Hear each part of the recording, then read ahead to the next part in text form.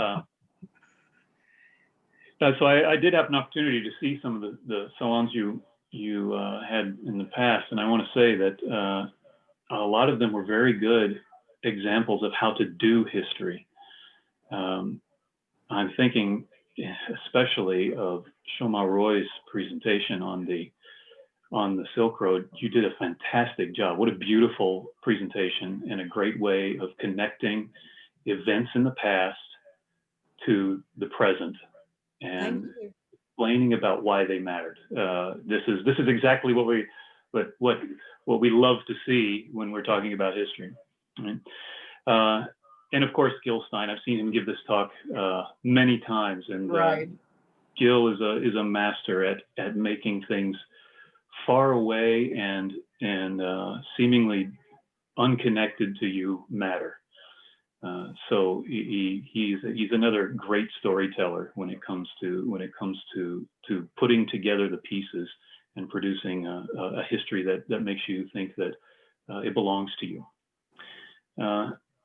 But this leads me to the observation that history doesn't belong to professional historians, that everyone engages in the practice of history in some capacity, but we don't spend a lot of time talking about or thinking about how to do history.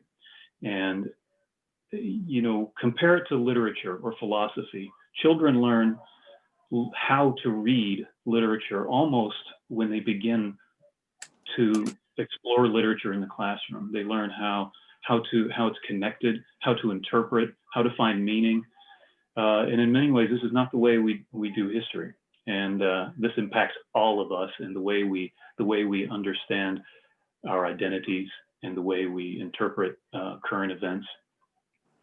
So I'll get to the issues of what are historians and professions and training, how we produce historians and how we trust them. But I want to be sure that we're in the right place to understand this belongs to us, our self, place, identity, collective experience. And I want to give my usual disclaimers when I'm about to record my ideas, which is they change. My own history is one of bad ideas.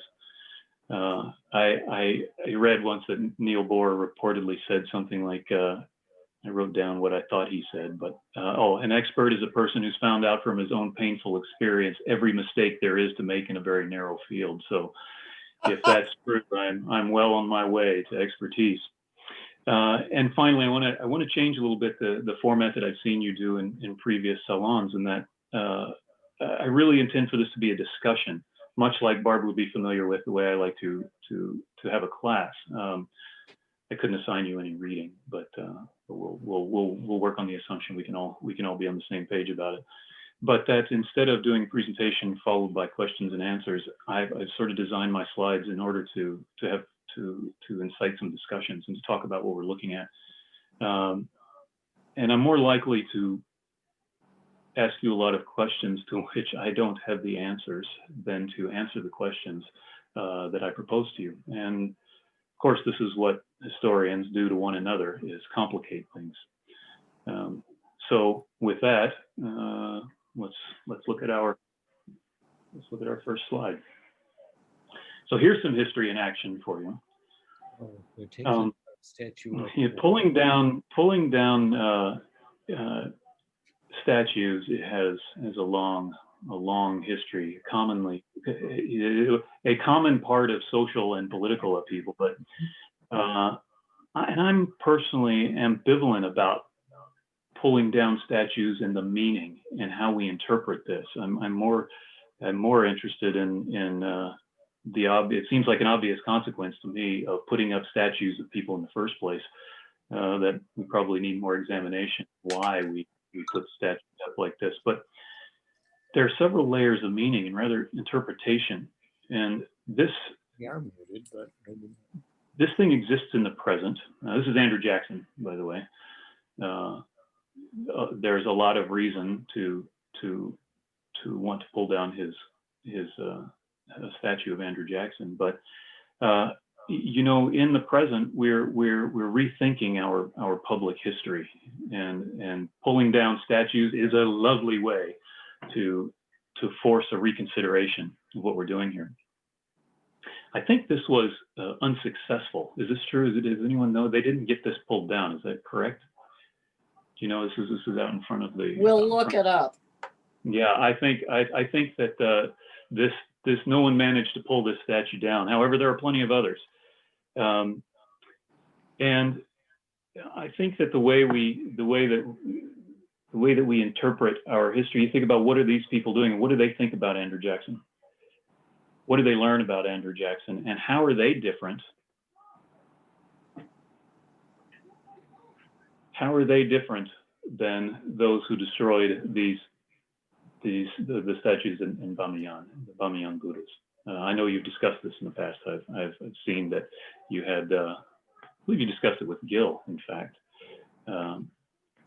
that, you know, this destruction of statues is an equivalent. And for some perspectives, the difference between this and the Jackson statue are quite minimal. Destruction, something erected in the past that's interpreted in the present for the present. And I know that many of you, what I've gathered from what it is you do in the couple of salons I was able to watch, often face the issues of meaning and interpretation and intention, right? And what it is that the artifacts of the past mean in the present. But this might be a good place to mention something that I find is true on almost all fronts in history. It's pretty dismal. It's a pretty dismal place to work. Happiness is seldom it's seldom related to the craft of history, right? Either as a subject or a catalyst for historical subject.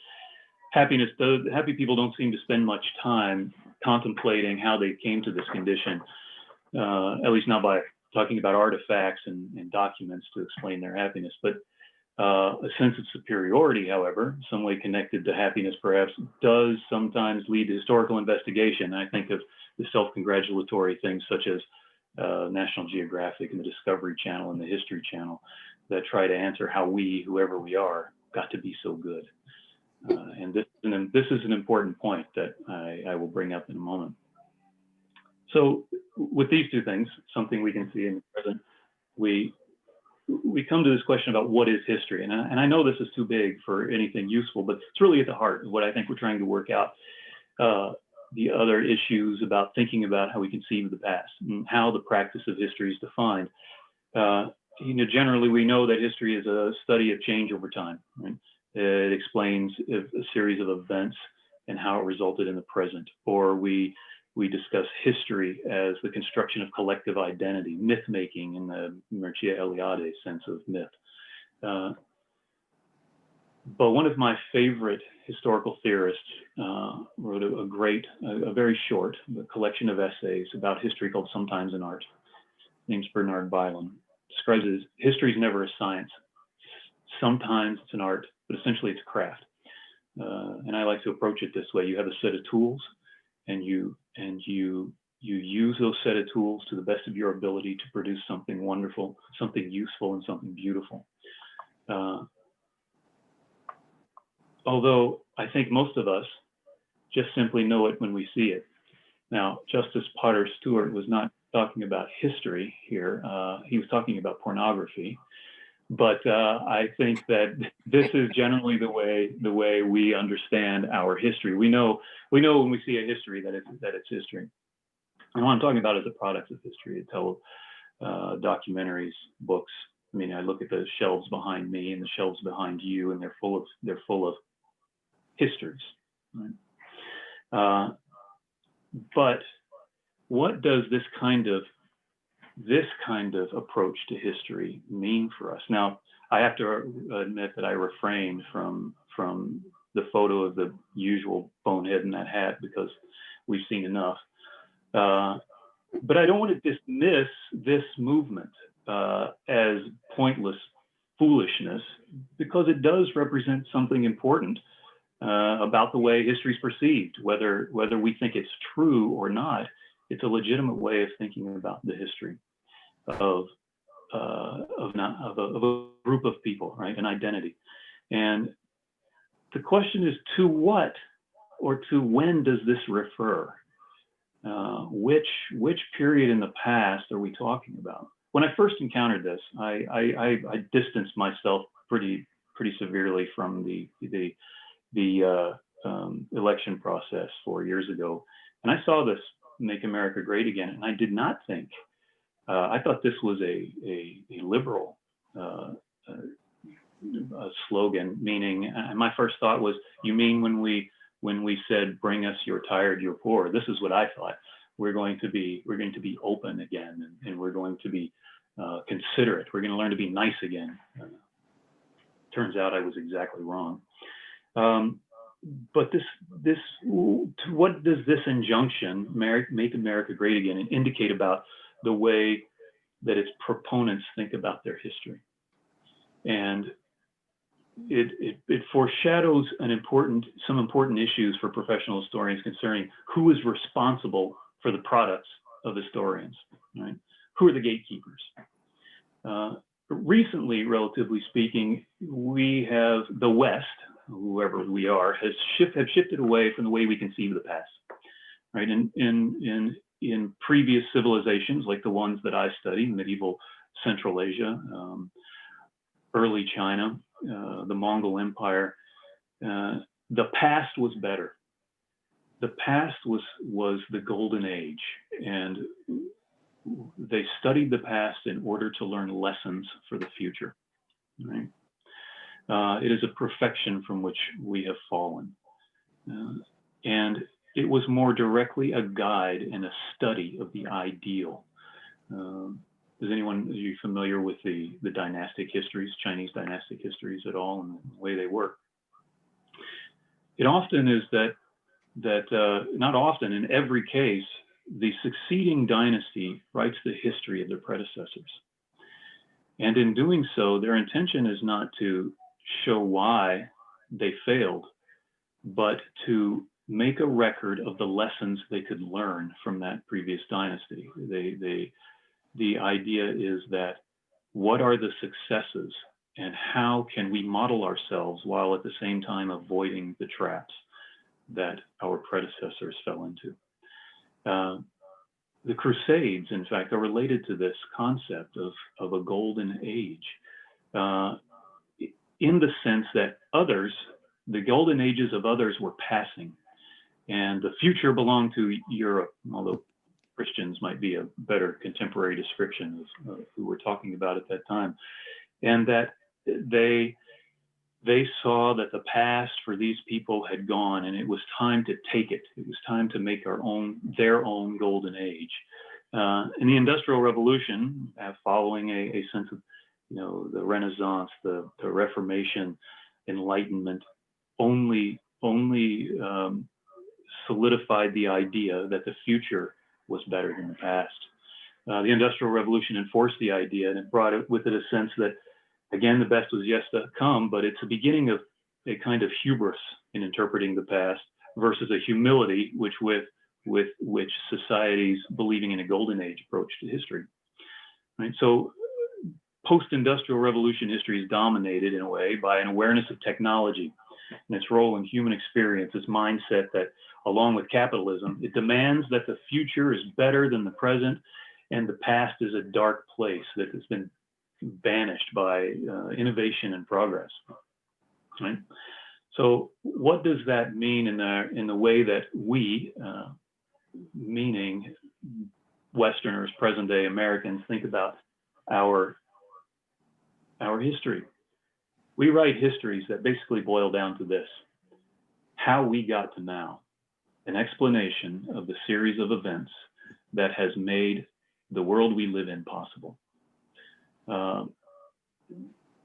It's shaped by a sense of how the past is to be understood, and then how it should be used. Although I don't want to disparage this particular book or the great PBS BBC series that went with it. Stephen Johnson is a very interesting historian and scientist, and like many historians, he specializes in connecting past events in a continuous line to explain some particular aspect of the present.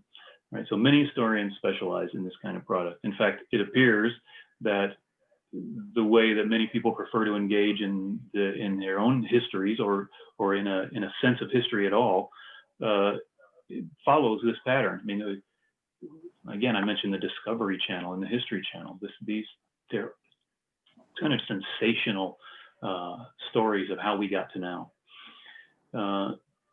And this how we got to now, to me, is an attempt to explain, and to many other scholars, of course, to explain this sense of destiny, and however we interpret that, or however consumers of this history can interpret that. And it's been indicted in a way of supporting autocracy and fascism and this sort of thinking, but it's particularly dangerous. I'm getting to World War II here. Particularly dangerous when it's combined with a sense of injustice, or a feeling that recent progress has been impeded by some group or opposing ideology. In the 20th century, historians really did some navel gazing about what it is they produced, and many historians thought about the role of histories on interpretations of the past and the causes for World War II. That these ideas of racial and nationalist destinies created a world in which it was possible to convince huge numbers of people that they had a destiny that was determined by the march of history. Now, what that resulted in was a movement in professional historical production, like my own dissertation, which focuses on a 10-year period. If you look at the titles of dissertations after the 1950s, or any articles in many historical journals, historians become hyper specialized, ignoring the great world histories and big movements of people, ideas that are globally connected, because it was dangerous. We're seeing a resurgence of this idea that we are all this global citizen idea, and we'll address that with a couple of important historians. But it makes this is the tympanum above the entrance to the Oriental Institute. And this was put up there in 1933 when the building was built. And what we're looking at here is the East giving knowledge to the West. There are some symbols here for writing. There's medicine, and I don't know if you can see in some of these, but over here there's Darius and Hammurabi. Cyrus is in here. They're all giving to the West. I'm sorry. They're all giving to the West. I believe this is Herodotus, Alexander the Great. You have some crusaders here. Down here in the corner, you see this is actually an excavator. You can see him holding up a clay pot. He's got a shovel behind him here. But this describes Breasted's approach to how he wanted the Oriental Institute work, which is we share a history. This is not an exotic history, despite as we discussed, the exotic terminology it seems now, or the exclusionary terminology of the Oriental Institute. So it seems like an important way to understand the two types of history, right? Two types of history which I'm trying to place at odds with one another here. One in which we connect a series of past events to explain the present, and the other in which we examine past events in order to learn how to make a better future. And these are the two broad categories of the kinds of history that we, as students of history, consume. Right? Neither of these is wrong or has a moral quality, but they do impact how we do history. How do we produce history, and to what uses that it's put. So I like these two quotes. Again, Bernard Bailyn. He talks about what does a historian do? How do they spend their time? And this quote, I'll briefly read it. Historians try to improve their craftsmanship with the idea that the inescapable limitation in what they can do will confine their work to approximations of what they seek. They can't despair of wanting. They can't despair for want of realizing that the ideal would be to forfeit the mission which they are equipped to fulfill. So that no matter how hard we try to produce great histories of past events, we're never going to reach it. Yet, it's the effort that matters. But it's related to this question of who's responsible. And by responsible, I mean two things. Who do we count on to give us a history in a broad sense? And who are the gatekeepers to assure that the histories that we are producing tell the stories that matter and tell the stories that create our identity in a considerate way, right? So here are some of those people. These are all historians. Many, whether we like it or not, these people work as historians. I'll talk about some of them, who they are. You may recognize the first one, her. This is Jill Lepore. She recently wrote, 2 years ago, she wrote These Truths, a history of the United States that got a lot of attention. She reconsidered our founding fathers and the ideas of the good intentions behind the founding fathers' way of guaranteeing freedom for some, but not for all. And she makes the claim that we cannot consider our own identity without acknowledging that this country was built on slavery and an institutionalized racism. She was prescient in a way. Her book became even more popular in the last few months. Here's another historian. This is Sima Qian, and I know, Barbara, we read some of his work. He's a Chinese historian to the Han Dynasty, and more dedicated to his field than many of us. He was castrated for defending a general who was defeated by the Mongols, or Mongol peoples, not Genghis Khan's Mongols. And it was common practice at that time that when a sentence of castration was really followed by suicide. That was the honorable thing to do. And yet, in the beginning of his great work that we've translated as The Records of the Grand Historian, he states up front that he accepted his punishment in order that his unfinished work, which was this history, would see the light of day, that his life's work could be completed. So, like all good court historians, he was eventually executed under another regime. This is Barbara Tuchman. She became a very popular historian. She's an historian primarily of World War I. She really was a what we would call an amateur historian. She was a journalist, but she produced a very good history that sort of set the bar for how we were going to interpret what we would call the recent past, because she wrote this history of World War I before World War II. This, of course, is Arnold Toynbee, one of the great figures to think about a theory of history and how we produce it and what it means. Many of his ideas are outdated, but he's still an important figure in the way we think of historians and history. Herodotus, of course, considered the first historian, which isn't exactly true, but someone who had an awareness of what it meant. You might wonder why I've included this fellow here.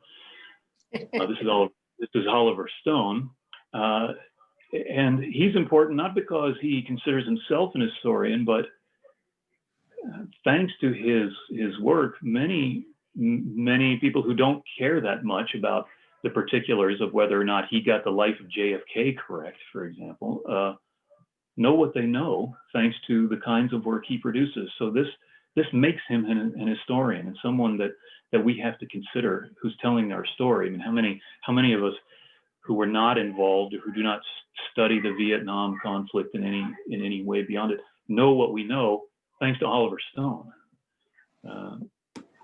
On the flip side of this, one of the most responsible historians that alive today, this is Hannah Gray. Hannah Gray, she was the first president, so the first female president of a major university here at the University of Chicago.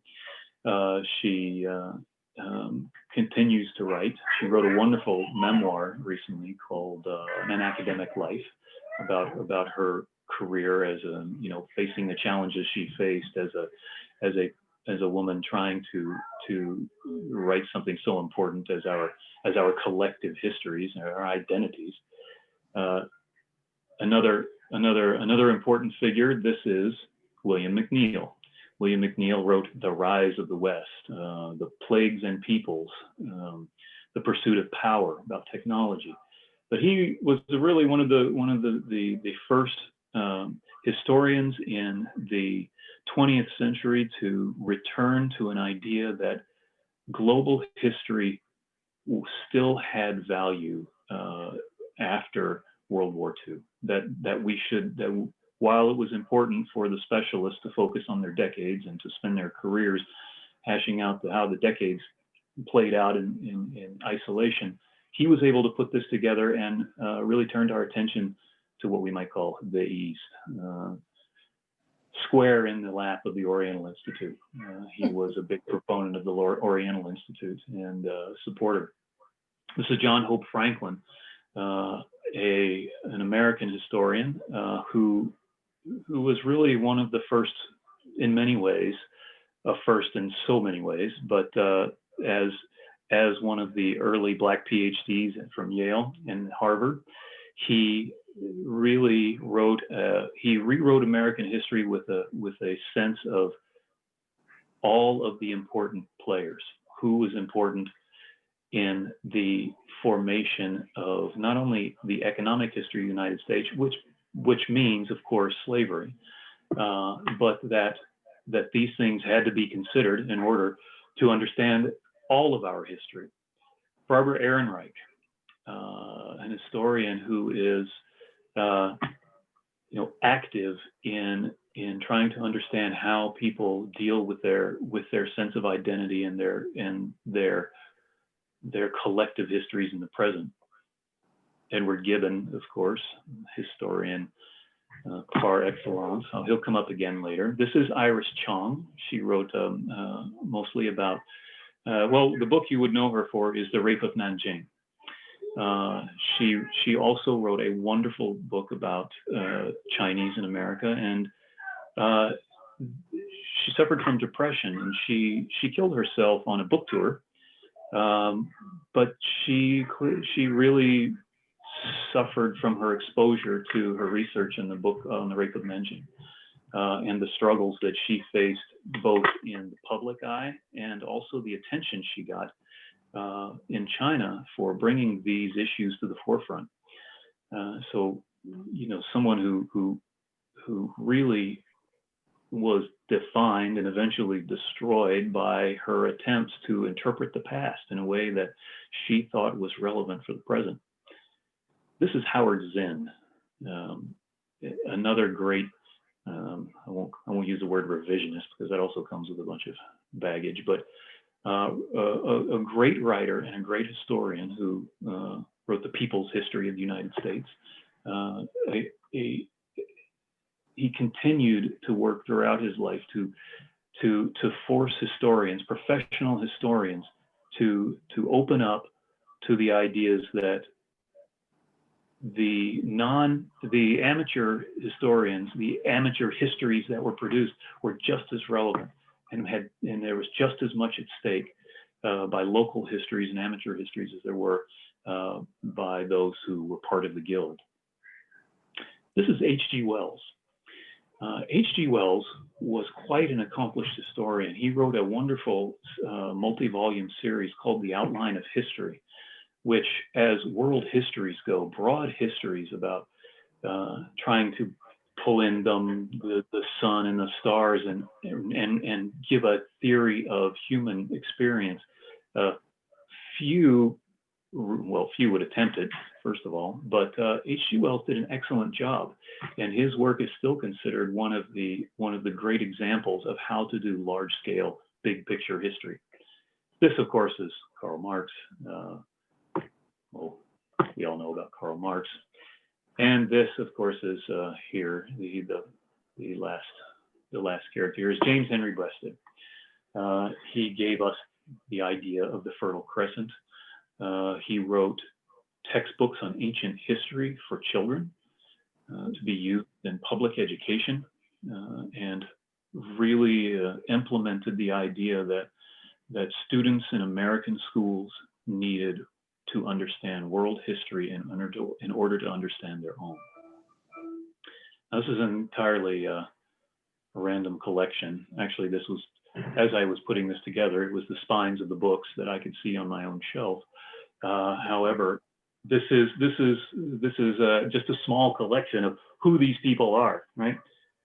But this is the kinds of things that guide them, right? How do they decide how to write their histories? What rules are they following, and to what scrutiny will they be held? I made mention earlier that in history, there's not this weight of theory that there is in, say, literature. I mean, literary theory is so well developed and so very self-aware. And while there's not an absence of theory in history, there's not much of it. Let me put it to you this way. I'm stepping out of the door in my program, and I have had exactly one course in historiography since I came to the University of Chicago. And this is, I assume, left up to our teachers, to our advisors, but understanding history as a craft, something that we do, a product, something that we build. Any other field, if I were learning to be a carpenter, the first thing that I would be taught is how to hammer the nail. And instead, historians begin by learning a narrative, by focusing on their area of study and not what it means to produce a history or even how to read them. We learn how to judge sources. We learn how to write, but we don't learn to approach our subject with a theory. And to tell you the truth, I worked this out while I was writing. That I came to these things either on my own or through my very good teacher and advisor. And I know that other students don't have this kind of guide. So one of the things that I mentioned earlier about going to take this job in Kazakhstan, teaching history to undergraduates. This is usually this discussion that we're having, this idea that history has a place and a theory, and you're not here to learn a series of names and dates. Is that I'm teaching you how to interpret the past. Right. This is what I tell students in the classroom. A concept they've never been introduced to before. So I want to point out that while we do have some guides, that there are some historians thinking about what it is we do and why and how. This doesn't have the same set of a long history of guidance as something like philosophy or literary history. So let's look at some of these people who are producing histories. And here's someone that you probably know. Peter Frankopan. You'll see that next to his name, I have in quotes, rock star historian, because that's what's on his own webpage. But he wrote a history called The Silk Roads, A New History of the World, right? This book was situated to perfectly respond to the demands for all things Silk Road, right? The reasons that it did so were many, but including an interesting corollary to a new kind of awareness being connected globally, that the Silk Roads matter, that having an identity that extends beyond beyond your local group is relevant, especially in us. I see this with young students who've never lived their lives without social media, that their groups, their collective identities are not the same as they were a short time ago, as mine. They consider themselves part of of groups who have particular interests, or they dig deep for their own roots. You know, where are my ancestors from? This is more relevant to them than their immediate locality. Now, this is a history of the world in less than 700 pages. Let's start with that problem. So it can't do everything, or as some of the reviewers would put it, it can't do anything well. And it has some major shortcomings, right? It's readily pointed out by a lot of historians that you know, there are a lot of mistakes in this text. All criticism apparently has been completely ignored by a very enthusiastic public who purchased enough copies to make him a rock star historian. But of course it's got mistakes, and of course it can't do everything well. But it's a success in that what he was able to do was give us a story we already know in an entirely different way. And a world historian is, of course, always thinking about how do we reconsider who we are and how we tell the story that we all already know. And I'm sure that any of you have read it. It is a march through a series of events, some of which, you know, you can't know all about all of it. So there were some chapters I had no idea half of what he was talking about, because he doesn't have room to mention more than one name twice, right? So, but it's quite good. People are still interested in it. In fact, I'm turning in a review of this book to the Central Asian Survey next week. This thing's been out for what, 5 years now, 6 years, something like that. So people still want new reviews of this book. So Frankopan was produced a history for the public, but he's being reviewed, and there's a bit of fact checking by professional historians. Right? This is another book that you may have heard of. It's a bit more of an academic volume, I would call it, in its negative sense. We use that word than the Silk Roads by Frankopan, but it was preceded by a social media campaign that only Instagram baking stars could rival. Right? Yes, please, Shoma, I see your hand. Did you mean to? No, I took a snapshot. Okay, I'm sorry. I thought I was. Okay. It was preceded by this social media, public PR campaign that, my father's a baker and an author, and he recently published a book with a PR person, and one of his onerous requirements in this process was that he had to publish his photographs on Instagram several times a day. What he's baking, what he's thinking, what he's doing, and preceding the publication of his book. Well, God's Shadow by Alan Mikhail was also preceded by this, right? So when it came out, he had a series of lectures, television appearances, became a regular talking head on news analysis shows, documentaries, this sort of thing. But take it this way, he tried to include everything. The subtitle is Sultan Selim, the Ottoman Empire and the Making of the Modern World.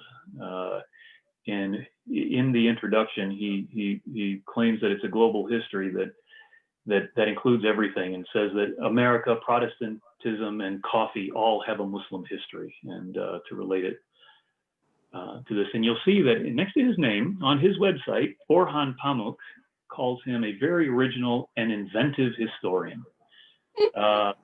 Now, most historians would not consider inventive a word that they want to have associated with him. However, many professional historians agreed. Now, this is a review that received a lot of attention because it's a review of the book we were just considering, and the title of the review is How to Write Fake Global History. Now, this is reviewing Mikhail's book what is it called, God's Shadow. Now, this is worth reading because it is a very well put together listing and explanation of many of the things that are wrong with this book. But tellingly, here's one quote from the very first paragraph. The author depends for several crucial points on sources that cannot be easily identified, let alone verified. There are obviously advantages to avoiding the process of normal peer review, which would have brought this out. So here, I want to point out that the gatekeeping that's happening here, that this is the responsibility of other historians to make sure that whatever represents our profession, the level at which we expect to work, that we have reviewed this, and that we rein in those who are appearing to besmirch our field and our discipline. I mean, we all know this from a PhD process. I mean, what is it beyond training and verification by those who would be represented by your bad scholarship, that they trust you to go out and perform your work, right? Well, professional historians are subjected to this kind of scrutiny. But I want to introduce you to this fellow. I'm gonna take a chance and say that you've never heard of Alfred Lipsey. He was in the U.S. Air Force for 26 years. He spent his life afterwards as a paper company executive, an HR director, I believe. He was an actor and a theater director. I think the pinnacle of his service was that he was the president of the Jewish Historical Society of Southern Arizona. One of the things he did was to compile genealogies of his family and extended members that cover over 5,000 people. Right? And here, what you're looking at is an image of the cataloging at the Center for Jewish History. Now, this is a very popular holding at the Center for Jewish History for genealogy researchers. Right? He wrote a surprising number of articles, of historical articles, good history. And he lectured locally on the Jewish pioneers of Southern Arizona. And he compiled an index of Jewish graves and cemeteries in Arizona. Right? So I'm using him, of course, to contrast with, rock star historians. But to point out that there's no gatekeeping for what Alfred Lipsey is doing, despite the fact that what he has produced are histories that are immediately relevant for a great number of people, and upon which they are building concepts of their own pasts and identities. Right? Whereas Frankopan and Mikhail are professional historians who are subject to the public eye. They're producing histories that many will read, but few will act upon. This being the nature of world histories, of course, but also that what they're producing is not meant to build upon, but to tell a story, right? Whereas Alfred Lipsey, as I mentioned, no one's looking at him. He was an actually very good historian who read all that slide of all the books that I showed earlier. He was an avid reader of historical theory. I came across Alfred Lipsey because at an estate sale, I found a full set of Edward Gibbon's Decline and Fall of the Roman Empire, inside cover of which I saw Alfred Lipsey's name and a long list indicating the date and time of each time he completed reading every volume. Between 1976 and 1999, Alfred Lipsey read Gibbon's entire set of Decline and Fall of the Roman Empire 4 times, right? And in each time marking his name in there. I thought, what kind of person does this, right? If not an historian. So, I embarked on some discovering who this man was and reading many of his articles. And I have to say, a better historian than many who have been trained to be so. So it comes back to this issue of who is responsible for our histories. And whereas we have something from a well-known historian, Alan Mikhail, which is largely regarded as, unfortunately, fabricated in some ways, that many of us are going to read with the full confidence that what he's telling us is based upon an erudite sense of an ability to judge sources, a responsibility to telling us all the parts of the story, but yet, as we see, that's not exactly the way it worked out. Whereas Alfred Luckling, who would probably be shocked to find himself a subject of this kind of discussion, has produced a kind of historical product that will continue to affect the interpretations of the past for many people.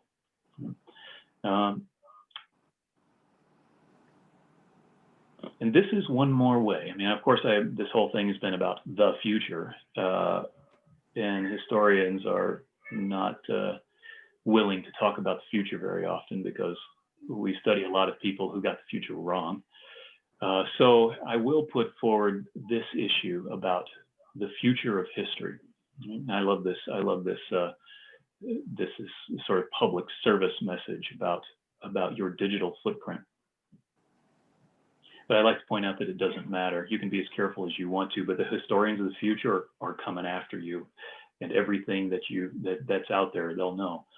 Right? So as I think about historians in the future will work, who they'll be, what their training is, the importance of digital sources takes precedence, right? And this becomes an issue of access and training and again, professionals. What does that mean when it comes to history? You can be as careful as you like about your digital footprint, but everything about everyone has the potential to be available to historians in the future. And how will we use these sources? Will they be in libraries of some kind? Who will have access to the data? And how long would your privacy last? Right? What if this data is never available to the public? We don't produce the kinds of histories we used to produce. Will historians be in the employ of Facebook and Google? Will there be a place would that be the only way you can access sources about the past? But here's something optimistic about this, right? Digital sources will not be about the elite. They're not chronicles of great men. And as a medieval historian, I can tell you that you can either write what the sources talk about, which are great men and their great successes, or you can force the sources to tell you about something that they don't want to tell you. And there's a way of reading sources to tell you about the common people or women in power and this sort of thing that it's difficult to squeeze that out of sources, but not so with this kind of digital record of the future. Everything about everyone. They're not records of victorious men and how they came to be or the elite. We can write we can write detailed biographies about anyone, right? But the internet has changed everything. It's kind of a cliche by now, but I think in this case, we're really talking about a major change in what it means to produce history and who can do it and how, right? The biographies of ordinary people can be written based on, think about this, on electronic sources that include bank records, phone conversations, emails, your transcripts, your browsing histories, your medical records, photographs, GPS records of where you were when. And I have the kind of confidence that in the way that historians now look back at ancient texts and are able to understand the minutiae that are involved and to draw out meaning from those about individuals. Historians, instead of learning how to read text, are going to be programmers. They're going to be digital archaeologists, right? Who will be trained to understand and interpret all of this, and how will we judge those sources? Now, that sounds like I'm talking all about the future, but the truth is, those are the same issues we're facing now when we talk about, making America great again. When we look at the issue of holding the past accountable for the for how we treated minorities and collective groups within our larger collective, smaller groups within our larger collective.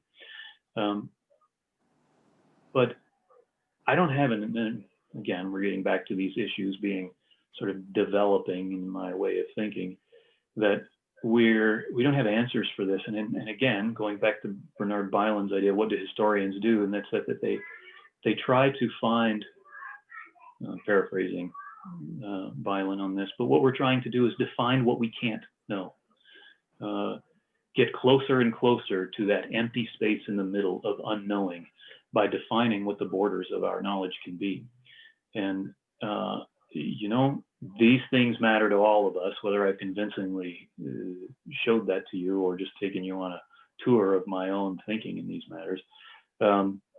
Either way, I can really see that that my students, my graduate students in the next decades, will be concerned with a different kind of challenge. Even in my own experience as a graduate student, I began studying Mongol history with the very real problem that I would have to find a grant, find the time, make arrangements to go to Moscow, to go to Istanbul, to handle these documents myself.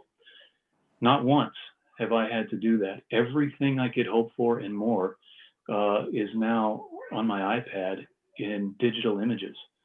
I mean, this limits somewhat. I'm not a textual scholar. I read, but I don't need to. I don't talk about the sources themselves as artifacts. So I don't need to handle anything, and the number of things that I am able now to study, to research, have expanded dramatically. And as I look into the future of how we produce our histories and how we define ourselves, COVID lockdown has made us rethink. As here you are in the Salon, Barbara said before we began that you're a cohesive group right now, but when we're able to leave our homes again, where will you be? And will you be right here at 2:15 on Sunday afternoon? That we've reconsidered who our identity groups are. So what I've hoped to be able to do here, and I will, do I have a, hold on, let me stop sharing my screen, is that, hold on, there we go. What I hope I can make you think about more than anything else, I suppose, is that, you know, this sense of history when you're reading history, because particularly your interest in the Silk Road means that there's a lot of great histories for you to read, and that I hope that we're considering who's producing this and to what end. My advisor often brings up the issue of infotainment, and that as historians in large undergraduate courses, we are entertainers, and you know there is a performative aspect to the classroom, but what more than that?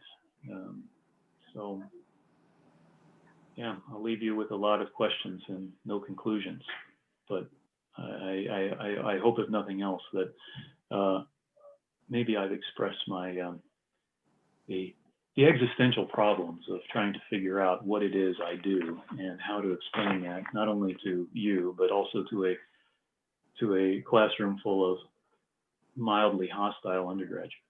So. Make a bunch of questions, of course, and yeah. I'll give a few sort of examples. My grandmother and my mother were diarists. I have their complete diaries. I wrote letters from Israel when I was living there. We still have those. Jumping over to Ken Burns and his Civil War documentary, where he was reading the letters of very simple soldiers in the war who were absolute poets. I mean, what is going to happen to written history, and does it matter? Hmm. Well, this is a pretty immediate question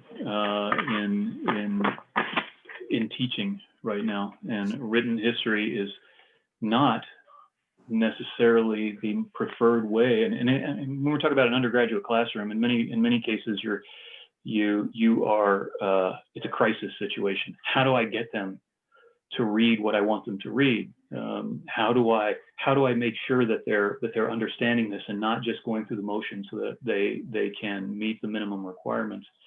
Now, this isn't always the case, but of course, it's the worst case. And more digital humanities is the term that we use, is coming into the classroom, and the classroom is the first way I'll answer this. There's the research aspect of it in a second, but we're relying much more on the vast wealth of what we would consider sources on the internet. YouTube is in many ways a source document. If I want to talk about history of the recent past, or even, or anything that for me, recent past is hundreds of years, but YouTube is a great source for allowing students to see, actual film footage of the Arab Spring and what's happening on the ground, not interpreted by an historian, not packaged for them to get out of it what I want them to get out of it, but seeing it for themselves. Of course, music has always been handled in this way. Music appreciation courses for undergraduates, of course, take them directly to the source. So if anything else, histories that are not written, meaning all of the other many ways that we can produce histories, audio actually has been a great way for histories, either memoirs, interviews, all of these sorts of things. But yet written history is the way that we can express our interpretations in the most effective manner. And I don't think that we're going to lose that, right? But I want to get to I'm going to forget if I don't say it now, the issue that what you're talking about, diaries and letters. Now, in a classroom, and both in the classroom and in our research, these are sources. I didn't talk about all the things like how we approach sources and how we deal with synthesizing others' interpretations of histories versus letting the sources speak for themselves. But written history like that, these are the things that are readily made available to us digitally, right? But no, the practice of history shows no evidence that we're going to be historians producing things in any other way than written. I mean, it's going to be a long time before anyone accepts a dissertation in the history department at the University of Chicago, anyway. That is not going to be a pretty straightforward traditionally written history study. Is this am I getting close to what you're asking? No, I'm talking about sources that are no longer written or that are so abbreviated because nobody took the time. Yeah, okay. So this is exactly what I meant by who has access to this data, right? If Google and Facebook continue into the future, into our distant future, they own that data. I don't know when your privacy ends, when your data becomes public, if ever. Does Google own us forever? And if that's the case, what do I, as an historian, 100 years from now, how am I going to understand the lives of the people who lived in an age when paper and publishing was of secondary importance? And this is what I mean by the future of history. The historians of the future will be data mining. I mean, I have a nephew who's a programmer. They're going to be like him. They're going to spend their time hunched over a whatever it is, a laptop, probably with something on their heads, scouring servers and databases for data and trying to unearth that data and put it together in a way that they can then construct, if they're narrative historians, construct a story. But this is exactly what I mean by this concern that everything about us is digital. And while in some ways that allows us imagining the stories of the future allows them a kind of access to our present that we couldn't even imagine for our past. It comes with a kind of issue that what if we talk about a sun flare, right? People talk about what happens to the global network in a terrible event like a sun flare, and networks are knocked offline, data is lost. It's lost permanently. There's no hoping to unearth a previously unknown edition of your source, or a letter that someone had stored away and surfaces in a special collections donation. That's not going to be there. So there's still going to be historians doing my period in our Middle Ages. But I don't know how we're going to start training historians. I mean, there's already a lot in my own training as an historian, in the way that my teachers deal with sources, it's already irrelevant. And the fact is, the PDF changed everything already. I have a collection of volumes. I mean, you see these behind me. How many thousands of volumes do I have in a digital library right here on my laptop? Will we even, once Google Scholar finishes their great project of scanning every book in every academic library, at that point, there's no issue about hopefully there's no issue about access, about who can access that digital information. But it's going to be a new game.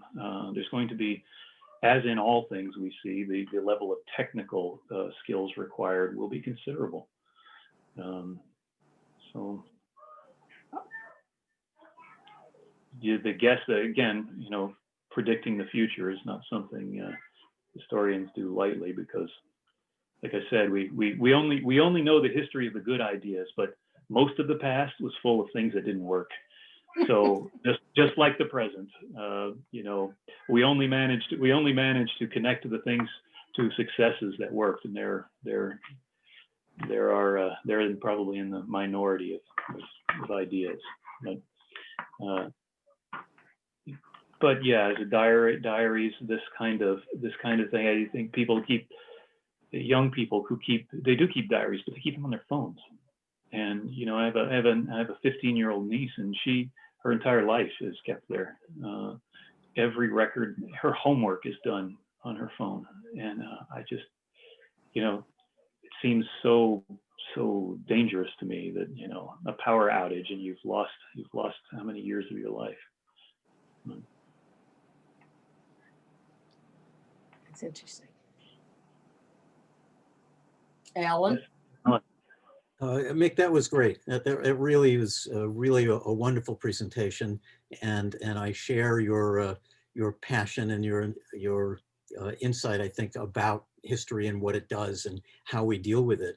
I'm a curator and exhibit designer and developer, and I teach occasional classes on public history. And so I've done a lot of work in institutions where we try to raise the kind of questions that you were talking about. And I hate to say this to you, but I actually did a major project many years ago called The Future of the Past. Great. So, and it is a permanent exhibit for the Northern Indiana Center for History in South Bend. And it is still on display. And what we did was for every gallery for which we had artifacts and also, explanatory text, I have a small corner of every one of those galleries called The Future of the Past. And what we did was used a 19th century display technique called a Pepper's Ghost. And a Pepper's Ghost is something that uses mirrors and lights, and it's in a kind of small box built into a wall. And by the turning on or off of a light, what you see in front of you disappears and is replaced by something else. And it is quite remarkable. In 1912, the Northern Indiana Center for History published a book called The Friend of the Red Man. And it was extolling the story of the man who'd founded that historical society, and how wonderful he was, and how what a friend he was to the Native Americans. Well, this, of course, from a contemporary perspective, doesn't ring true. I mean, this is not possible. And so we did a lot of research, and I actually uncovered receipts that this man was paid $50 a head to remove the Indians. And so in The Pepper's Ghost, you see the book, you know, the friend of the red man and the little story about it, and you push a button and it's replaced by the receipt, and then tells the story about that. What a great way to bring that, you know, who's responsible for interpreting this right to Yes. an immediate audience. Exactly. And we worked with the local Potawatomi tribes, and when we told them what we were doing, they said, well, we've known this forever, but no one's ever asked us. No one asked what we thought about it. Yeah, yeah. No one ever asked them the questions. So I think that a lot of what you're engaged with is the questions of agency, and you know, who has the power to tell the stories. And from my perspective, I love the exhibit format, where you have the ability to, in a non-academic setting, apply academic understandings so that Right. to a wider audience, and you can raise questions. And it does not have to be dumbed down at all. It just has to be phrased well. And I think that that kind of thing has motivated my career. And my training was in anthropology, and it's interesting what you were talking about the theories of history. The same thing with anthropology. I was studying the theories of anthropology. There was a graduate training in theoretical anthropology, and nobody does that. You know, Right. go to parts of the world. You write your monographs about a small village in India, but there are very few people who take a step back and really look at what are the theories, what does it all mean. Right. As you were talking, I just came across, this was one of my favorite books, Yeah. undergraduate, and there are that whole sense of breaking out of the minutia in order to see a bigger picture is not done that often. So this looks great. Well, I have two responses to that. I want to say something about the exhibit, that format and its relationship to public history. Well, if you recently, within, I would say, less than the last decade, there has been a growth of programs in universities, graduate programs in public history, Yes. specifically public history, right? And, this is a slow response to a demand for better, what we would have called, I guess, in the past, a local history. How many small town museums are run by some local enthusiast who, really tells some far-fetched stories about, the town's founder or this event or that event, not because they have they're ill-intentioned, but they lack the kind of training or really the awareness of how to interpret their sources. So I think that this is becoming a more important issue. The way that museums and I'd really say that the biggest impact is in in local museums. The small town museums of all kinds. There's also an aspect of public history that's related to corporate history, but that's an entirely different. That's a whole different set of issues and challenges there. But also one that's not unwelcome, I have to say, in understanding, the corporate responsibility and how it plays out and what a history of the corporate culture is and that sort of thing. So. But somehow in those public history programs, corporate histories are included. If you want to be a corporate historian, public history is apparently the place for you in a graduate program. So I saw Diane, I believe. Yes. Hi, I just enjoyed your talk so much. Thank you. It was great. Thank you. Thank you. And I just wanted to say that back in the 80s, I had a friend out in Los Angeles who had gotten a job, and she immediately called me, and it was at the Roosevelt Hotel. I believe it was, that was where Robert Kennedy was shot, right? The Roosevelt, the great big so. giant. Yeah. Yeah. Anyway, she called me and she said, you know, I'm working on this project. It's called the Columbus Project. I don't know if you heard of it or remember this. Do you remember that No. project? It was a Rockefeller funded project. And anyway, she said, you just have to really come down here and see this. And I kept putting her off and putting her off. I didn't live close and I was busy. So, but eventually she talked me into it and I went down to see what she was doing. And I walked in and I couldn't believe my eyes. This hotel is like just miles and miles of rooms and hallways. And in every single room in the hotel, they had desks set up and they had people. There were floor to ceiling books in every single room, and people were massively downloading information page by page, creating the internet.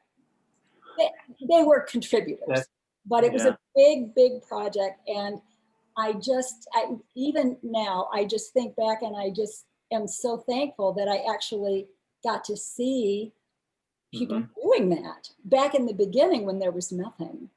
So it was really something to see history get documented and saved like that. Anyway, that was one thing I just wanted to share. And the other thing, I really appreciated what you were saying about genealogy. I come from a family that stored their history on both sides of my family, all the way back. Everybody, it's just was lucky I happened to drop into a family like this, that everybody considered our family history precious. And both sides, my mother, my father's side, we have genealogists who took the time to publish books on our family. And I have these published books going back, you know, some of them more than 400 years. One side of the family we can trace to 900 AD. So suddenly, now I did not grow up really knowing this. My grandmother used to hint at it. She loved history and she wrote 2 genealogy books herself. But I had other things to do. I really didn't care. This came later in life. Now I'm just fascinated because I feel like I'm sitting in the center of a history that's personal. And suddenly the idea of the history of the world has me in it. Yeah. It all kind of traces back to me as I sit, or maybe it fans out from me. I don't know, but it makes it something really incredibly special. And there was one night I was on the internet and I was tracing back a side of the family, and literally with a click and a click and a click and a click, literally that easy, I'm going back 1 generation, 2 generations, 3, I'm hundreds of years later, I'm still clicking. I can't believe it. And somebody has done that. Somebody out there has put it all together so that we can have it. I mean, how wonderful. My grandmother never had access to that. So and it's thanks to all these amateur historians. I mean, we can call them amateur, but they really know what they're doing. Not part of, I keep referring to this guild that, that I'm trying to get to be a part of. But the truth is, even the sources I use aren't produced by people who we would call today historians. Produced by your ancestors, the people who were writing down what they knew. Yeah, that's right. That's right. What a wonderful day. I have one book. This is the one that I love the most. It's a genealogy book, and the introduction is a letter to his descendants. And he literally, it just makes me cry every time I think of it, but he literally is writing to me. Yeah. I thought you would love this. He spent 20 years of his life traveling all over New England, all parts of the country, and interviewing our family to gather the family stories. 20 years he spent. And I feel he did it for me.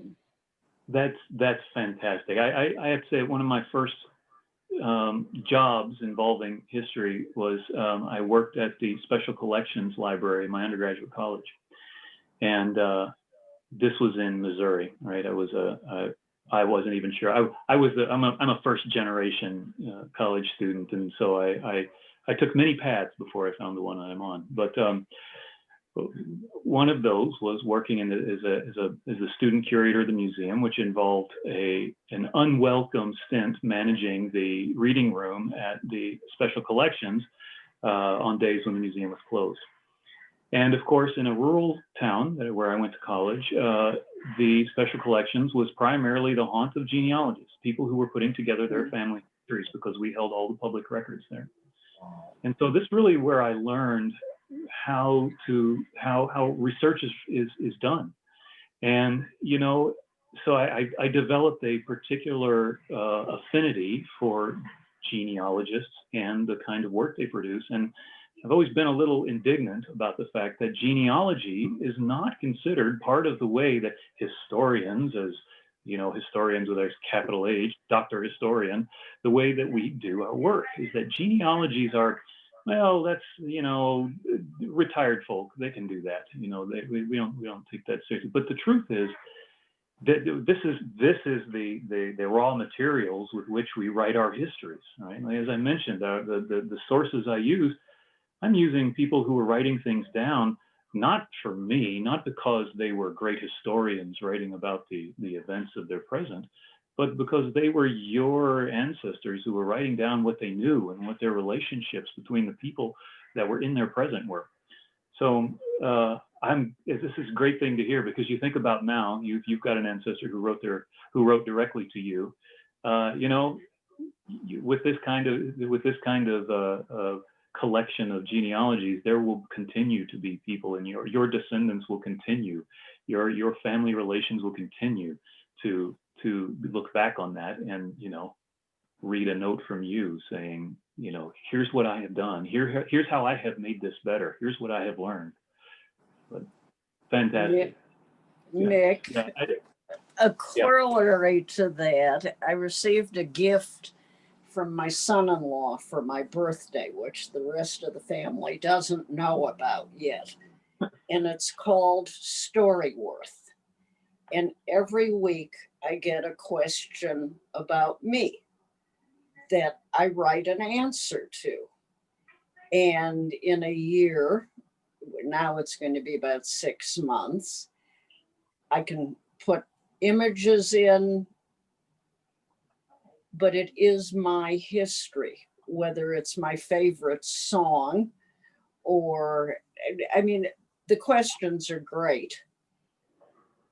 And it's on the internet. You can subscribe your family to it, and they can write their history, so it's not lost. And then there are presentation books. I burst into tears when Elon gave it to me, because I never knew anyone was interested. And certainly my 13-year-old granddaughter and the other ones who are younger aren't interested now, nor would they have the questions. But some genius using the internet figured out to make the grandparents' history relevant. that's great, because for most of us, we're not interested until it's too late. So Exactly.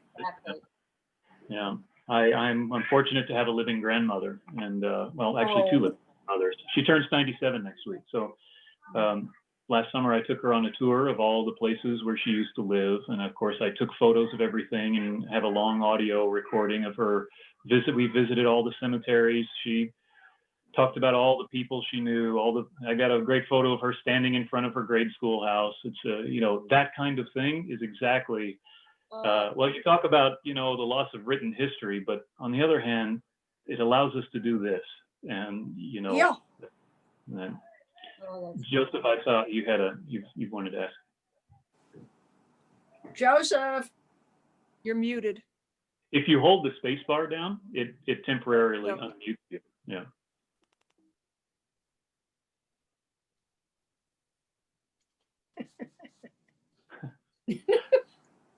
Not yet. There we go. Sorry. Yeah. There. Yeah. I just want to go back to something you said at the beginning. Yeah. I can't imagine teaching history to young people today. I don't even, it just sounds like it sounds like a torture. But you're going into this job teaching Kazakhstanis their own history, and you say you're aware of the idea of someone who's not Kazakhstani going to teach it. What are you aware of? What are you anticipating, or what are you, and is it in any way informed by you teaching undergrads history? I mean, you're really going into what could be it depends. I mean, I don't know if there's different attitudes in Kazakhstan, general respect for foreign teachers, or what are you anticipating going into your new position? Well, let's start with teaching young people, right? The whole impetus behind this for me is not the research and the writing and the scholarship. It's the classroom, the undergraduate classroom. I find that, you know, being around 20-year-olds, 18 to 22-year-olds, to be one of the most invigorating intellectual environments that I've ever encountered. Right? There's a sense of you know, discovery. They're at an age, and especially undergraduates, they're at an age when they're there for many reasons, but they soon discover that there's a whole world available to them that they have the agency to explore as they wish. And there's nothing better than, to me, than a classroom in which you challenge their assumptions or their previous experience, and they love it. They love when you tell them that what they think they know is wrong. Or even better, when you tell them that, you know, what they've been told up to this point about the history of whatever is not exactly true, but it is a place to start. Right? In many history courses for undergraduates, you have to have somewhere to start. So you deliver a narrative, right? You have to tell the story of Genghis Khan and the Mongol Empire in a way that gives you some story that you can then complicate. You can take it all apart and question pieces of it, but you've got to start somewhere. And that piece of the educational experience, both from my point of view and theirs, is where the lights come on, where there's that, you know, I mean, as you can see, this is the part I love, right? There's this discovery of, wait a minute, you know, I thought there was somebody out there who had all the answers, and that my job was just to learn the answers from them, right? And to just absorb the right answer. But what they discover is that there are things that can't be known, right? And that's my favorite part about doing history, is that, you know, we can speculate all we want, but in the end, we don't know, and we're not going to know. And you know, we don't teach children that way generally. We because you've got to back up and give them a narrative they can work with before you complicate it. Now, how this plays out in Kazakhstan is that you know, they have a very post-Soviet approach to education in Kazakhstan. The university I'm going to work for is a 10-year experiment and a very successful one. It has, despite the fact that it's called Nazarbayev University, like everything else named after well, look, they don't even call him the first president anymore. You know, they call him like the father or something. But he bordered. Look, as Central Asian leaders go, Nursultan Nazarbayev is fairly tame, right? Things exist there in an optimism and a willingness to try new things. And Nazarbayev University is not subject to the Ministry of Education of Kazakhstan. It exists as a separate entity. It guarantees, we'll see what that means. I've worked for 10 years, guarantees academic freedom for their faculty. It works independently. The university can create their own programs, teach what they want in the classroom. And so the history of Kazakhstan is the only course that all students who come to the university must take. So all students, no matter what their majors are, must be in this course of mine. Right? So what we're teaching them, I mean, of course, it's the history of Kazakhstan, but it could be the history of anything, because that's not really what we're teaching them. I'm not teaching them the history of Kazakhstan. We're teaching them to understand and make judgments about their own history, right? So we're using the history of Kazakhstan in order to sort of deconstruct their programming in a way, and to teach them to evaluate and to understand how history is constructed. And for a nation who's engaged in a nation building project, this is exactly the kind of things you want your new generation of leaders to be able to do. And so it's in the realm of education in Kazakhstan, it's under it gets a lot of attention, positive attention, and most students have, they survey students about everything there. Ask them, students are filling out surveys about every experience they have at this university, and so they have very detailed responses to their experience in this course. And at the end of the course, students are not too happy with it. By the time they graduate, they say it was one of the most formative courses that they took in their undergraduate experience at Nazarbayev University. So you of course will have to face, who are you to tell me about my history? And I'll say, there's a performance aspect to this. I won't give it away right away, but when in that classroom, the point is, I'm not here to teach you your history. I'm here to teach you how to understand it for yourself. And so that's really my approach to this kind of thing. And of course, I'm looking forward to this. This is a great way to engage students who, I talk about 20-year-olds in their discovery, even more so in this environment where they are not only in this point of their lives of discovery, but up to this point, they've not had the opportunity to do this at all. So this will be quite wonderful for me. See, Shoma, yes. I loved your presentation. I like history, so that's easy. But what I think, to touch upon what Joseph was asking, I think it'd be rather wonderful for them to have someone who's not from the area to teach them about them. I can talk to it from the Indian point of view. Some of the best Sanskrit teachers are all European, actually Polish, because there's a familiarity breeds contempt. You see it with a fresh eye. You do it with love and respect and passion. And to, I think, what Alan had said, who gets to interpret? I think a love of a subject lets you interpret something. Just because I wasn't born in America doesn't mean if I suddenly wanted to learn about Diane's genealogy, because I don't know anything about you, I'm going to find out. I'm doing it out of passion. I think that says a lot for it. And from your point of view, you'll be able to see the forest from the trees, because you'll be seeing it from a macro point of view. But something that I still haven't understood, and it won't come overnight, I love that picture of the footprint, the digital history. And you said we can have access to everything to get history. But to me, that's not the more interesting part, because one can just have a laundry list of stuff and not really interpret it. Like with your background in Mongol history, anyone can get data and read history. Suppose the Mongol data was available online. It's the ability to put it in context and come up with an interesting question. Like, for example, how did the Mongols affect Islamic art, that they allowed figurative drawings to come in? Or from the Song culture, what did they do to the Song culture because they decimated it in China? Is that what allowed it to flourish up in the Japanese area? That makes it interesting, not the rote access to facts. Just because these modern day historians might have access to fact, what do you say, programmers?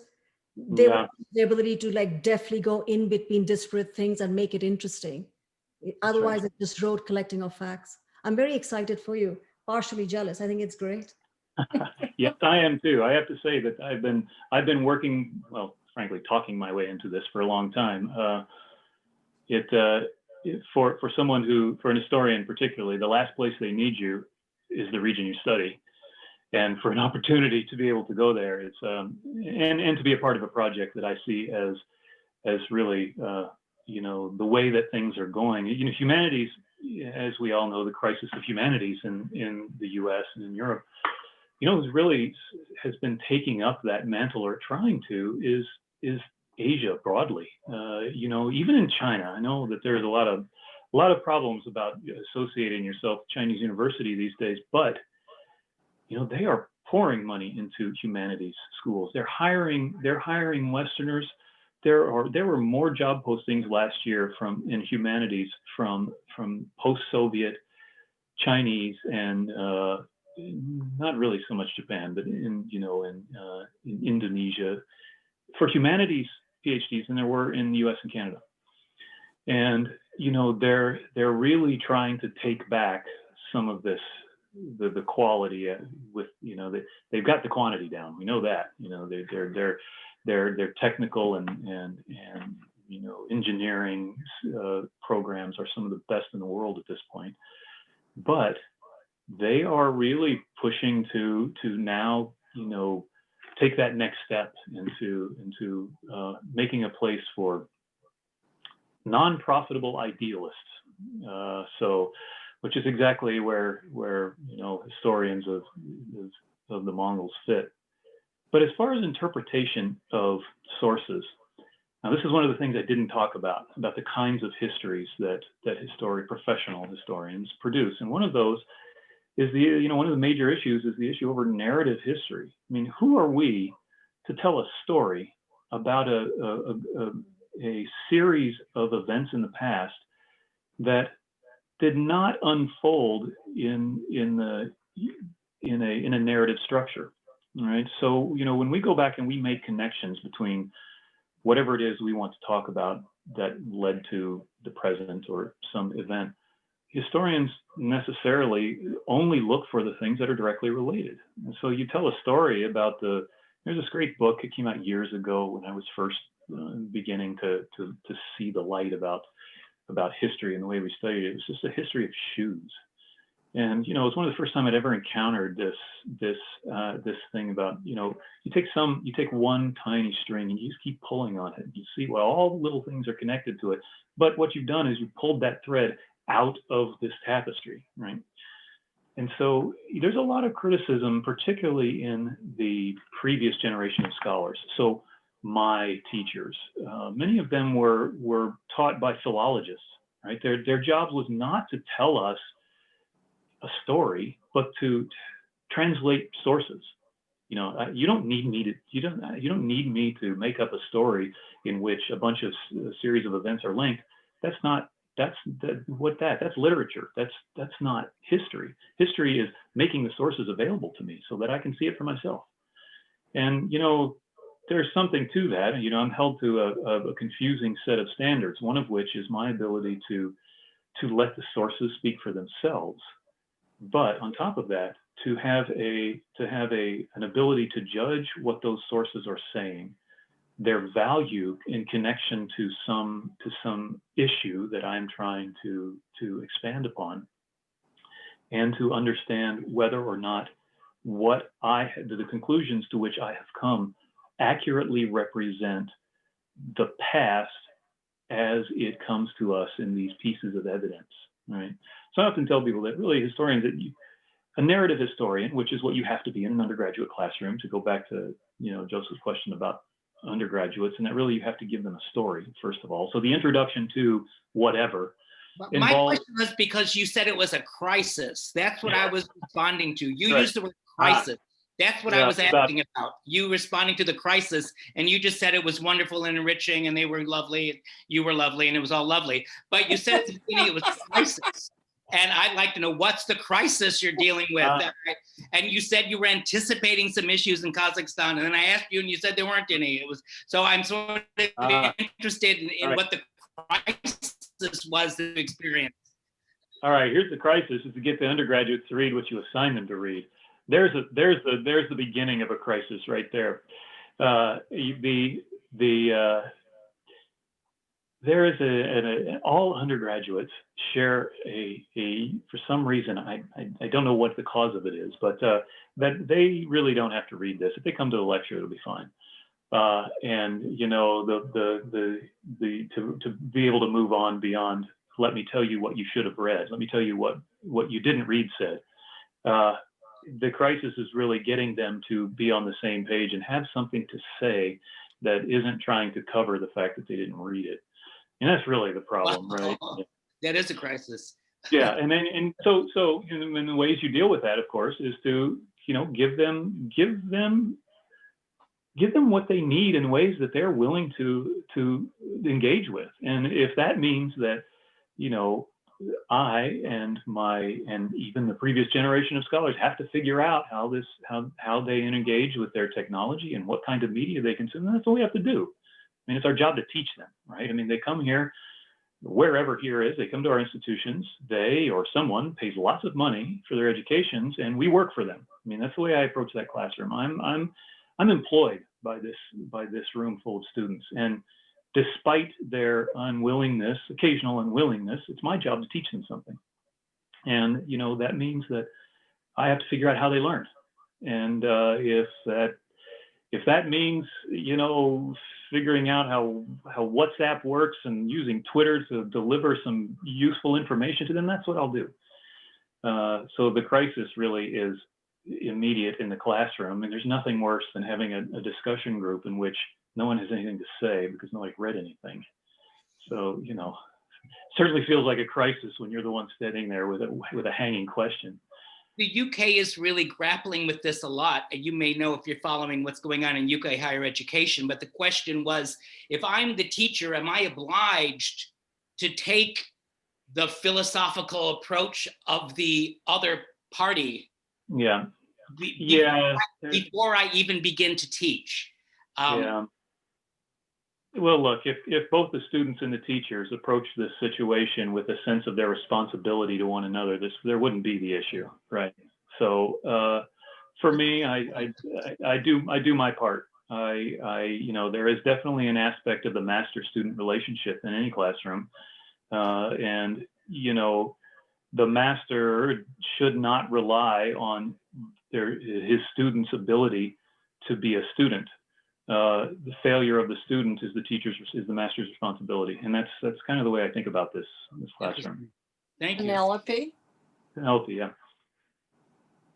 Well, I have never taught undergraduates. However, I have taught ninth graders, and I will put them up against anyone as hard to get to. Mm-hmm. And do you remember the old mule tamer joke? The line of which is, first you've got to get their attention. Uh-huh. And I think of my father told me about two teachers, history teachers that he'd had at Harvard in the 30s. And one of them told history as great drama. And the Turks were thundering at the gates of Vienna. You know, and the other one told it as gossip. And what do you think Marie Antoinette did next? You know? And everyone was waiting to hear, you know, the next thing. For me, I didn't really realize it until many years later, what he really was doing. He gave me Kenneth Roberts' book, Oliver Wiswell. Has anyone read that? When I was a kid in the 1950s, about the time of the House Un-American Activities Committee. And Oliver Wiswell is a historical novel about American loyalists. Now, people who believed that we were being screwed by the crown, but that separation was not the answer to it. This was a view that we never heard in history classes. Maybe it's partly because I am a child of the Cold War in terms of early training, but America was always right, and everything we did was always correct. The founding fathers were right. Roosevelt was right. You know, actually, we didn't ever learn much about anything, anyone or any era that was still had someone living in it. History seemed to stop at 1914. Or no matter when you started, it stopped at 1914. But just the idea that there was another way of looking at this history from the one that I'd always heard was a really subversive idea, and I think it's probably the most important thing that ever happened to me. I mean, I was probably 10 or 11 at the time, in terms of thinking about history, of realizing that there were different viewpoints, and how you tell this story without, for example, the story of how the United States depended on the economic contribution of slavery to become what it was. How do you tell that story in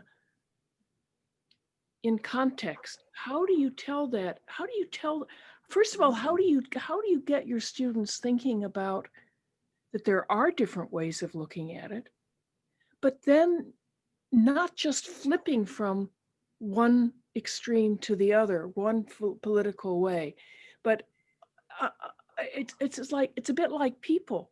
I mean, there are very few of us. I mean, I do not know the details, but a friend of mine is quite adamant on the subject. Even Mother Teresa had her dark side. You know, I mean, human beings are not all one thing or another. How do you teach that in a way that that helps your students deal with the world in general, not just the history of Kazakhstan, and particularly they must have heard heard things the equivalent of my "America is always right." Yeah, a lot of that. But you know, you can't. Part of the problem with this is that students have to be ready for it. I mean, it goes back to the idea that they have to have a narrative to work with, right? If you can't take a student in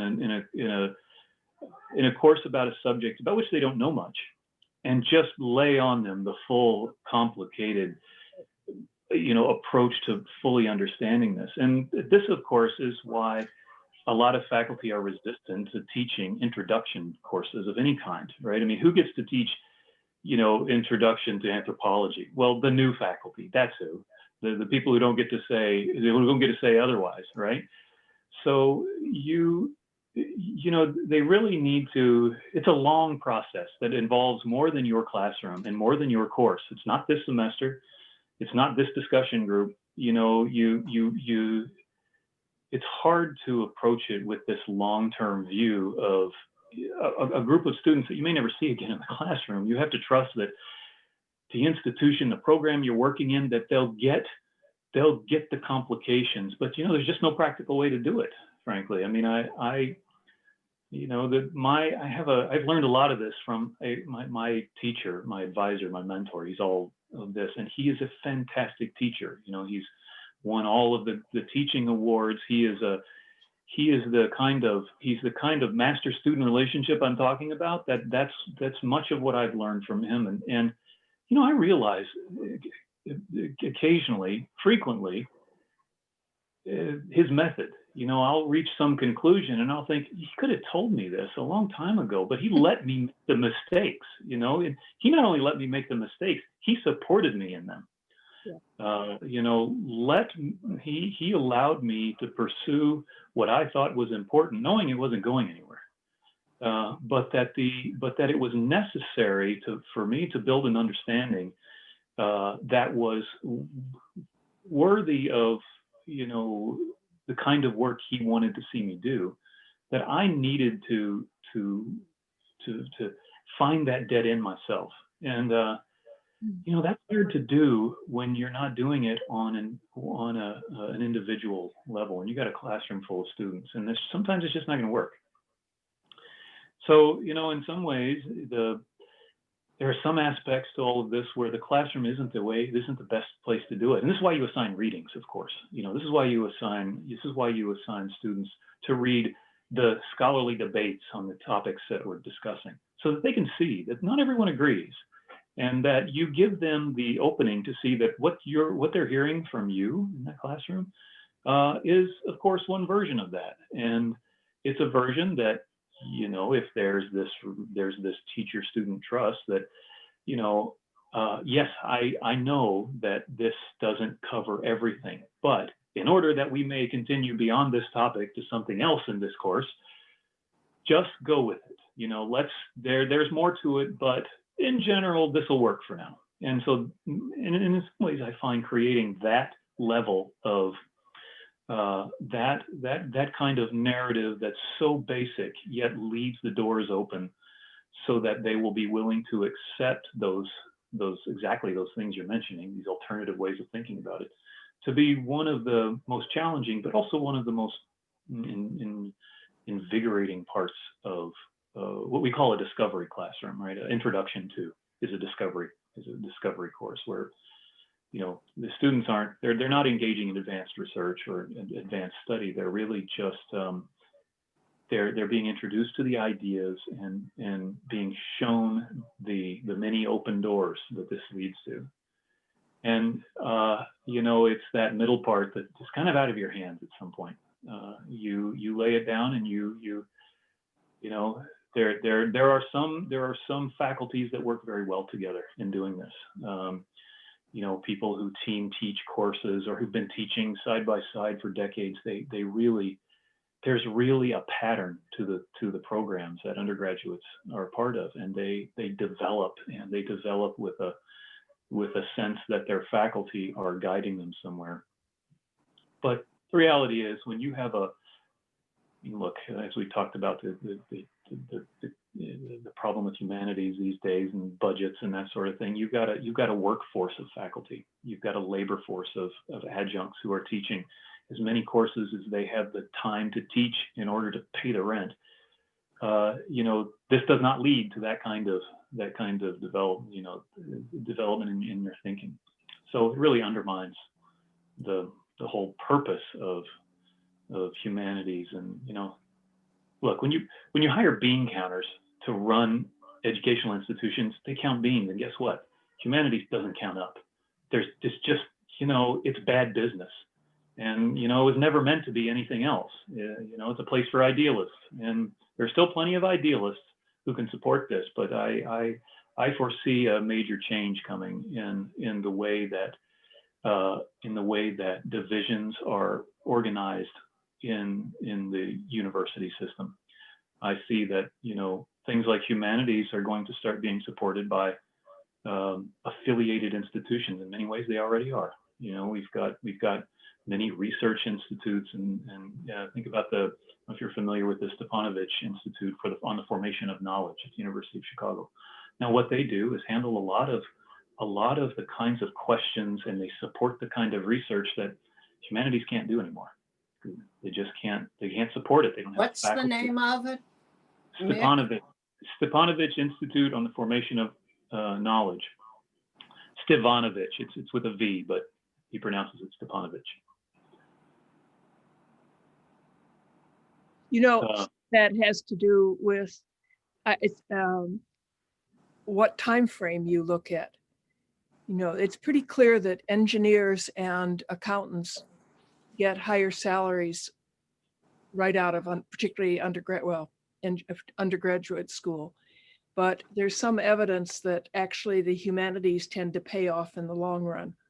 That's right. But yeah, I mean pay off in dollars, aside from anything else. So, but no one seems to take that. There's some movement now at the University of Texas to get people to consider what the dollar payback will be for the major they're choosing. And I'm thinking, it's not just what you get on the other side of getting your diploma. It's actually, in my view, it's not just this, but even if you just count dollars, the humanities can hold their own in the long run. Yeah, well, like I said, there will never be any shortage of people who believe in this level of education. The idealists who can support institutions, they will exist forever. The shape of the way we pursue those, the way we teach, the environments we teach in, the institutions, the shape of the institutions, that can change, but it's changed before. I mean, I don't imagine myself teaching my students like Socrates, where they bring me my lunch in order that I can survive to the next day. But if it comes to that, well, that's all right. At least I know my students will be enthusiastic about what we're studying. So. No, I think you have such considered ideas about teaching. I mean, not just beyond your expertise, you've really thought about, sounds like you've had a great teacher and great teachers. And it's really lovely to hear somebody that thinks so deeply about the nature of teaching itself and going about it. I haven't heard anybody speak like that about teaching in a very long time. It's really nice to hear, because you're teaching in a transitional time. And so you've got to be considered about it. But I've never heard someone speak so considered about how they approach their teaching. Thank you very much. That's just really beautiful.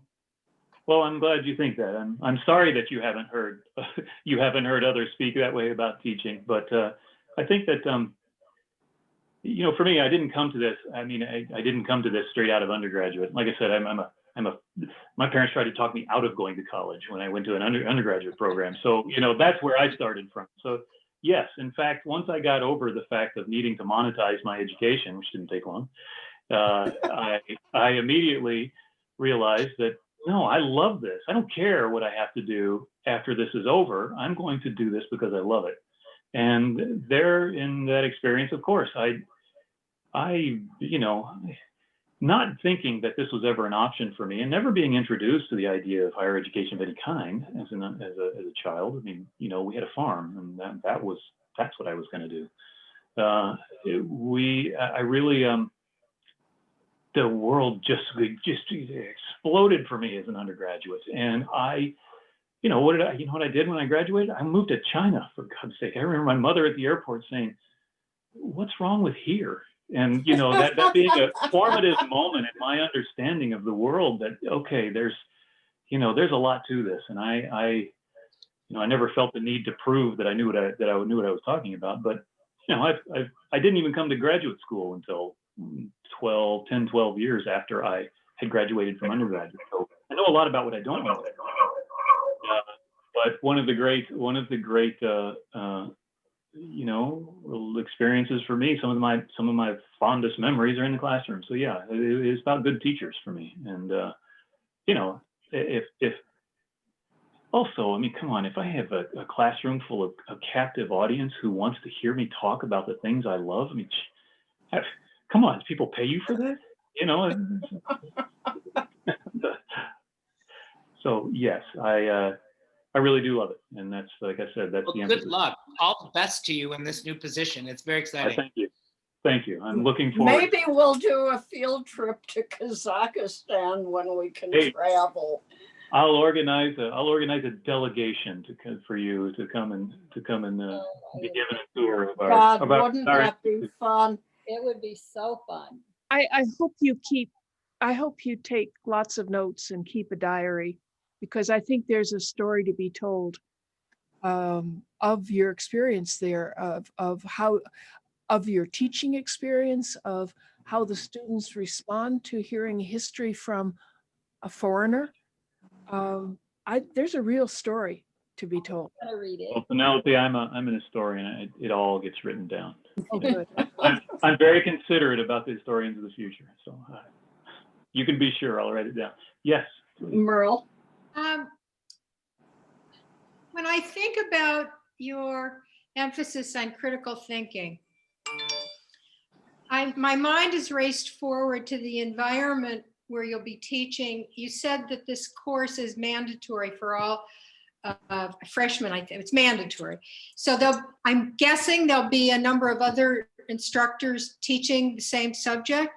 Talk a little bit about how you anticipate sharing with your peer instructors, the approach that you'll take versus the approach they might take? Are there going to be other Westerners? They're going to be mostly locals, and what that whole milieu will be?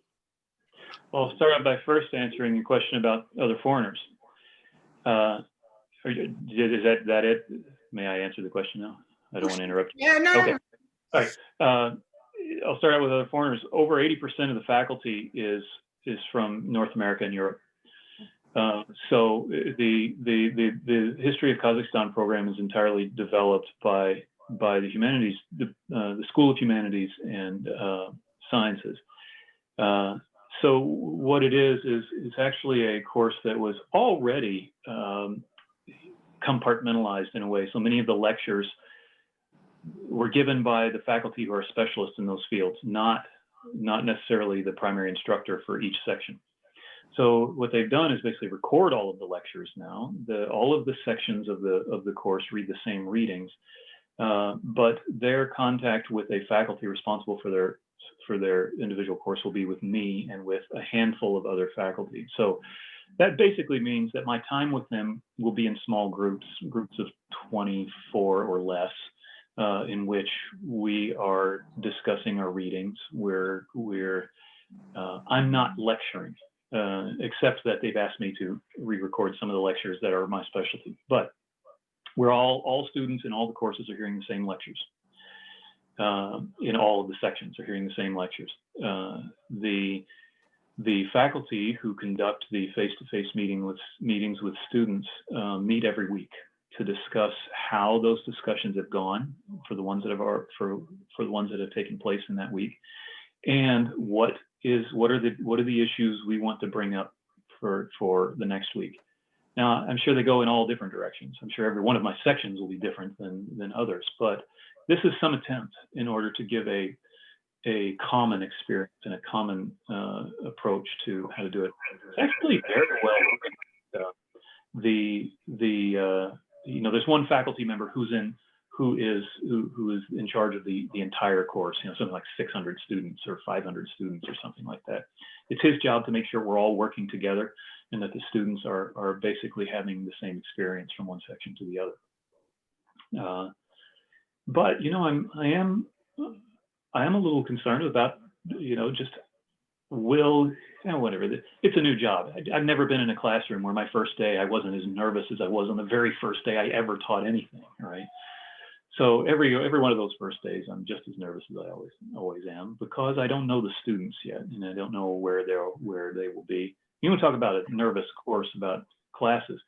The first course I taught for the Oriental Institute, in which Barbara was in, not only did I not know what the students were going to be like, I had no idea. It's open to the public, and I had no information about the day. So they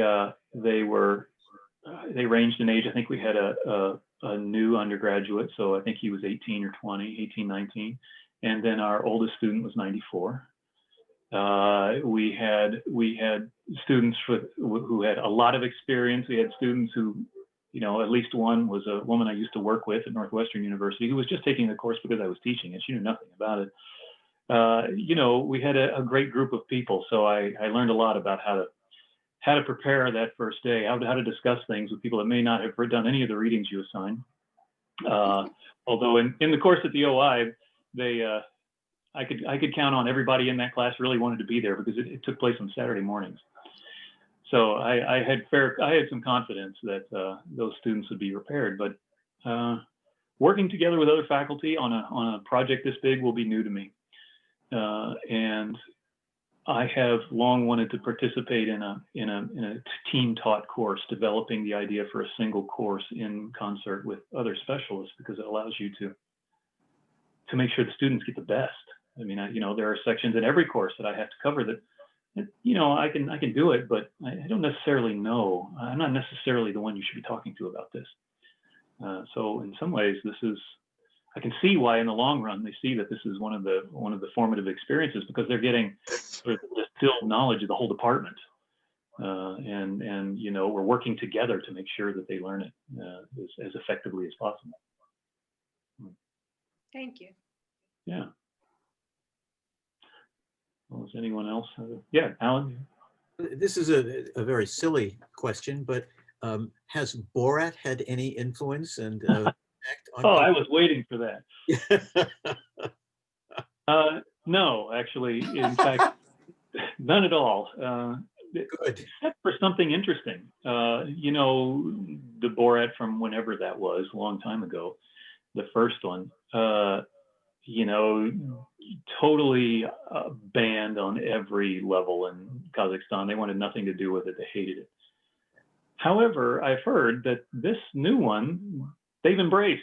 They decided, and I take that as a sign of, but the Kazakhstanis have a unique sense of humor, one that involves a lot of making fun of themselves or laughing at others making fun of them, frankly, which is why I think that they've, you know, Borat's in the theater there. So this new one, and you know, they're a very quirky bunch, these Kazakhstanis, and I kind of, you know, to make generalizations about the entire country, but they this to me is like evidence of the kinds of things they're willing to just say, you know, it's not about us, but we'll laugh at it. Anyway, I think the first one was all filmed in Ukraine, in Romania or something. That none of it was actually. He never actually went to Kazakhstan. So Thanks. yeah, no, it's very little impact, except for people ask me about it all the time. It was interesting, Mick, because Alan and I were talking a few days ago about who shall write our history. And we were referencing a brilliant documentary about the heroic people in the Warsaw Ghetto who kept diaries and delivered them to a central point. Am I being accurate here, Alan? Where they were put in strong boxes. And at the end of the war, and I mean, the ghetto was demolished by Allied bombing. They found the strong boxes. So they had the firsthand histories in their own words of the people who lived and died there. So, you know, who shall write our history? Well, I have to say that one of the things I excised from this talk when I was talking about this idea of a golden age versus, you know, how we got to now, was to talk about Jewish history and the kind of awareness, the collective awareness of a long and carefully protected history, and this idea that, you know, there was a time and we're going to get back there, and what that does to the way that you know, Jews through centuries have approached the idea of history and what it means and how they use it. There's a lot of scholars who of course just talk about exactly this, about that you know, the careful awareness even amongst the most uneducated or distantly related or unenthusiastic Jews. They all have an idea about who we are and how we preserve that. So I left that out, but hearing this does not surprise me at all. But I need to jump in here because I find that interesting and don't have enough knowledge to disagree. But there's a saying among Jews that the only thing two Jews can agree on is what the third should give to charity. So it's kind of what collective history that we're holding on. I mean, well, I don't get that. You're talking about the difference between the sources and the interpretation of the past, right? I mean, the diaries are sources, and that's a record, right? But interpreting what they mean, and how they are relevant for us in the present or what they will mean in the future is a different thing. And that's the role of the historian, right? Is that they're, what they're supposed to do for you is to make these records, this cache of diaries. What does that mean for me now? How can I understand this? Or what did it mean for some event in the past? So yes, but I have to say that there are some very fine historians, historians of scholars of Jewish history aren't necessarily Jewish, of course, but there's what they have to work with is really excellent. But that's also the challenge. We're talking about genealogy earlier. Yes. The whole question of Jewish genealogy, rests on the fact that so many archives were destroyed. That's right. That's right. How do you find the data? How do you get the information? Yep. Yeah. Well, burning books is also a pretty, pulling down statues and burning books is something we have to deal with in all sorts of ways. You burn a library, you destroy the archives, and it's not just in the present that matters, of course. Mm-hmm. It's tough to do. Mick, this was unbelievable. I knew it would be. And I love being in your classroom again. It'd be nice to be in the classroom again, let me tell you that. Well, thank you. I'm after, like I said, I've had the opportunity to watch some of those recorded ones, and the bar is high. And this is a wonderful way to spend your afternoon. I think this is a great idea. What an excellent thing to arrange. So I'm honored. When do you leave for Kazakhstan? Well, that's in the hand of bureaucrats on both sides of the world at the moment. But I just only received my visa invitation on Thursday, so I have to figure out tomorrow whether I'm required in person at the consulate in New York, which I think I am. I have to fly there, hand my papers over, and come home. But I think I know. But then it's up to them. So the semester starts on the 11th. If I don't get there before that, I'll be a third shift lecturer. The 11th So of January? what's that? The 11th of January? Yeah. Wow. Yeah. So hopefully I'll get there before it starts. But otherwise I'll be all of my courses will be taught between midnight and 6 a.m. So like I said, I'll be a third shift lecturer. So that's all right. Will you bring your family? Not yet. My family won't relocate until next summer. I mean, right now, I think it's nuts that they think I need to be there in person, but I'm not going to do that right now. For all of us to go and move into our apartment, which we cannot go out the front door for 2 weeks. I mean, that's quarantine there. They will deliver my food to the door, but I don't want to be trapped in there with a wife who just quit an excellent job to follow me to Kazakhstan and a 3-year-old for 2 weeks. So I think it's a good idea that maybe I'll go alone for now, and then we'll regroup next summer. All the best to you. All the best. Thank you very much. Thank you. Those lucky students. Well, thank you. Thank you. Thank you very much. Bye, My- Mick. Goodbye. Am I in charge of this? Do I need to? Yeah, and I think you're going to have to send me the recording since you did it. Okay. All right. I'll do that. Bye, all. Bye.